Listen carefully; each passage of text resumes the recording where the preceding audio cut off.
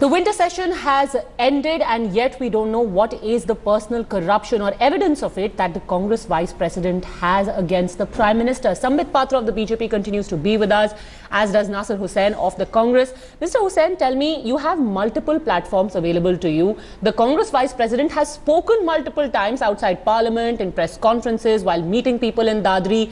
What stopped him from putting out that evidence on those platforms? See, when the Parliament is in session, when heated discussions are taking place everywhere, and something related to the demonetization and the Prime Minister himself, the architect of the announcement of this demonetization, he is involved, and the Parliament is in session.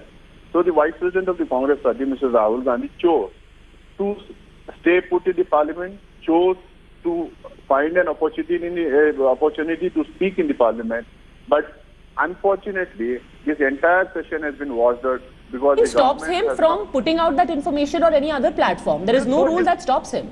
He will definitely, I think he will definitely put it in the other platform. And the Parliament is, now that the session is over today, I think he will put it on some other platform. No, but just for clarity, Sambit Patra, is there any rule that stops Rahul Gandhi from putting out that information while Parliament is in session?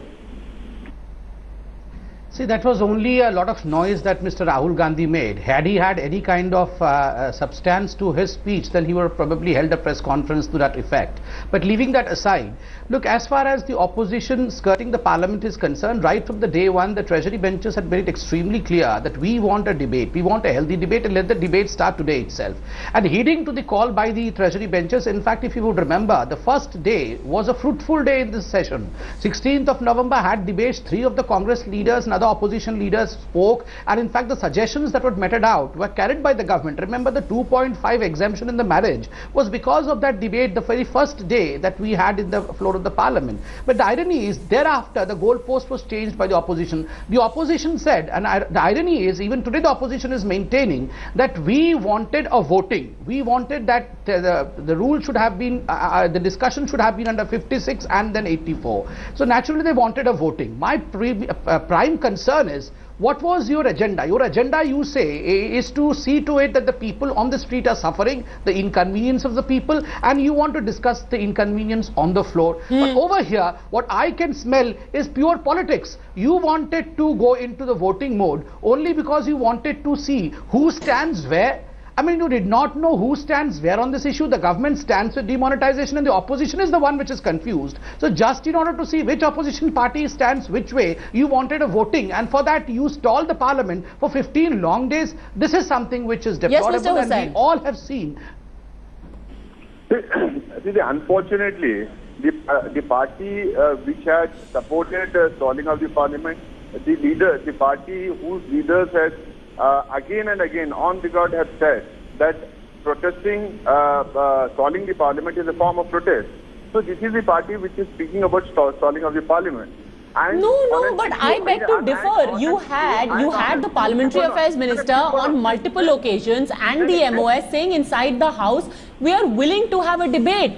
Come out and debate us. But you kept getting insistent on one rule. You wanted a vote. You wanted voting to take place. Otherwise, a debate could have happened. A debate was started, in fact, by the TRS. It is not just the rule. It is not just the rule. We wanted the Prime Minister of this country, who was single announcement, who was going all against the opposition parties, calling them names, calling them black voters, calling them corrupt people. No, but Mr. Hussain, isn't it a fact that Bharuthari Mohtab, he stood up to start the debate, but there was so much sloganeering that you drowned him out. Otherwise, that debate would have happened. Please allow me to speak. He was never there. On days when he was there, you were in the well of the House. On the day he was there, he was there only for some time and then he went away. Because there was complete chaos.